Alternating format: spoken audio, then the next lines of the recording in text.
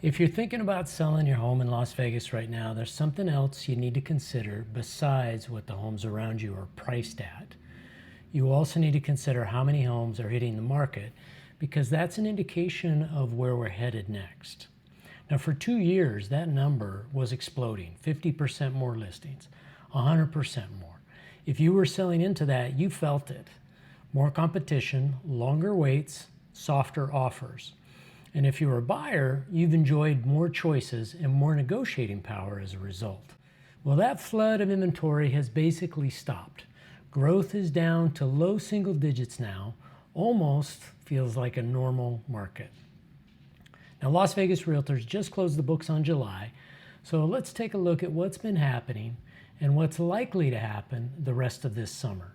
And stay tuned to the end, because August is already sending some pretty interesting signals. Now, last July, the number of houses sitting on the market in Las Vegas was up 54% compared to the year before. Condos were up 77%. That's not a typo. That's more than half again the competition you had the year prior in 2024. And it kept climbing every month through most of 2025. Now, this July, inventory or supply of houses is up just 4% year over year. Condos are up under 4% too. Effective months of supply, which is basically how long it would take to sell everything currently on the market at the current pace, that's barely moved either.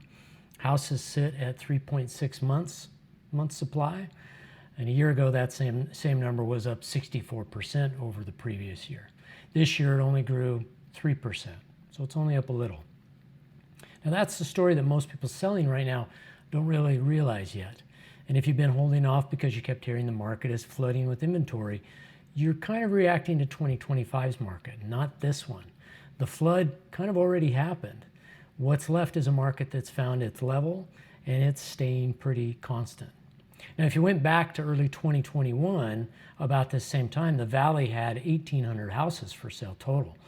Buyers were waiving inspections, bidding hundreds over asking, and closing in days because there was almost nothing to choose from. Effective supply sat at just a half a month, just 2 weeks worth of supply. Condos were even tighter, and by March of 2022, there were roughly 320 condos available for sale across the entire Las Vegas Valley. Now, that's not per neighborhood, that's valley-wide. Now, today, we're sitting at 7,400 houses for sale and 2,700 condos. It's a big difference. Now, that's the actual distance this market has traveled, from a shelf that was nearly bare to one that's again fully stocked. Now, that doesn't mean it's a buyer's market yet. It means the chaos phase is over, and what's left is something calmer and more predictable, which, if you're trying to make a decision about your own home, is actually easier to plan around. So the flood's over for both property types, but over the last 3 months, houses and condos have been telling two different stories. And the house story took an interesting turn in July. If you look at the last 3 months by themselves, in May, the median house price was $490,000. In June, it held at $490,000, but in July, it dropped to $480,000. That's a $10,000 drop in 1 month. And it's also the first time in this whole run that house prices came in lower than the same month last year. Now, here's the cause and effect behind that number. June is typically this market's busiest month, and this June was no exception. Sales jumped 18% from a year earlier. Supply tightened to just over 3 months. July is usually the pullback after that push, and this July delivered it hard. Sales dropped 11% from June to July. Supply loosened back out to 3.6 months. And then price followed supply down. Now, an 11% drop in 1 month sounds sharp, and it got my attention too. But this exact swing happened in 2023, almost to the decimal. And what would be actually alarming is if sales were down against last July, and they're really not. They're still up slightly year over year. This is June's spike correcting, not the market turning. And last year, the drop in activity actually happened in August, which pulled back sharply from last July. So 1 month of softer pricing after the busiest month or 2 months of the year is a seasonal pattern. It's not a collapse. Las Vegas houses are still selling inside 4 months, which is a market that leans towards sellers, not away from them. But here's the seller-specific piece that actually matters. If you're pricing a listing this month using June's numbers, you're pricing into a market that's already loosened up since then. The comps from 2 months ago are not the comps you're competing against today, especially when 1 in 5 sellers are reducing their prices. House pricing power has a ceiling right now, and the sellers who price with that in mind are going to have an easier time than the ones who price like it's still June. So quick thing before we get into the condo numbers, if you're thinking about listing either kind of home, I'll walk you through where your property sits against these numbers on a free call. The link's below. And if you're not ready for that yet, there's also a free home selling assessment scorecard right below it. No pressure either way, just pick whichever fits where you're at. Now, condo sales have climbed every single month this summer. 509 in May, 521 in June, 541 in July. Now, after 2 straight months of fewer condo sales than the year before, that's condos finally turning positive again. Better or improving than what we saw in the early spring or over the winter. Now, normally more sales means a market with more pricing power behind it, but that's not happening here. The median condo price has dropped every single month right alongside the rising sales. 295,000 in May, 292,000 in June, 290,000 in July. So more buyers are showing up and they're still paying less than the month before. So here's the part that matters if you own a condo right now. It's also taking longer to sell one. In May, just under 47% of condos sold within their first 30 days on the market. By July, that number had dropped to under 44%.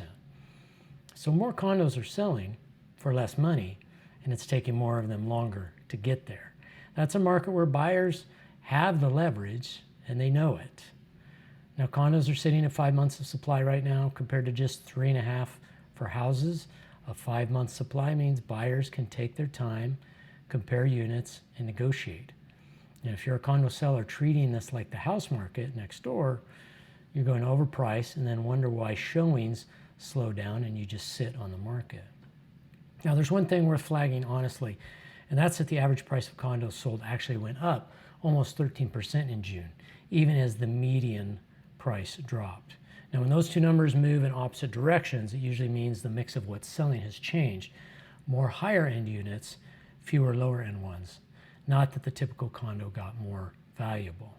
So here's where that leaves you depending on what you own.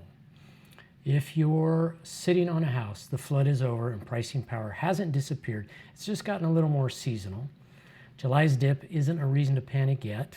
It's a reason to price against this month's numbers instead of June's, and to move a little faster than you might have moved a year ago, because 3.6 months of supply doesn't stay a seller-friendly number forever if it keeps drifting up. Now, if you're sitting on a condo, the math is different.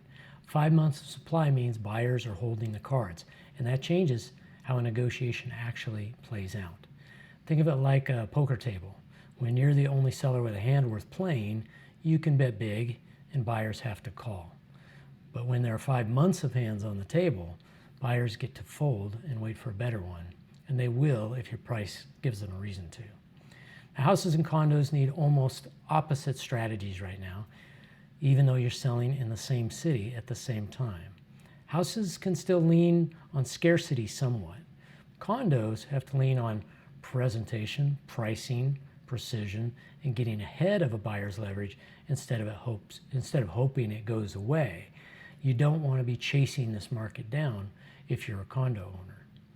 Now, before we wrap, one quick look ahead, because August isn't finished yet, but between what's already closed and what's currently under contract with an estimated close date this month, houses are tracking towards somewhere around 1,800 sales and condos towards somewhere around 475. Now, last August, houses closed at 1,835 sales and condos closed at 485. So this month is tracking almost dead flat with the number of units that are selling. Maybe down just 2% on both sides if they all close. So early closings are running lower on price though, and that's the concerning part. Houses are around 460 that have closed so far, and condos around 280. And I think houses that are scheduled to close this month, the listing median is around 470. So that could be, if we close out at the end of the month, another $10,000 shift downwards from where we closed this month. And that's not that unusual seasonally, but it could signal a turn in the housing market here in Vegas if that's the new trend. It would mean things are more affordable for buyers, and sellers would have to keep sharpening their pencils so they don't chase the market down. We'll know more for sure next month. It's not a prediction, but it is worth watching. Now, if you want to know exactly where your home falls in this, house or condo, that's a 15-minute conversation. The link is below.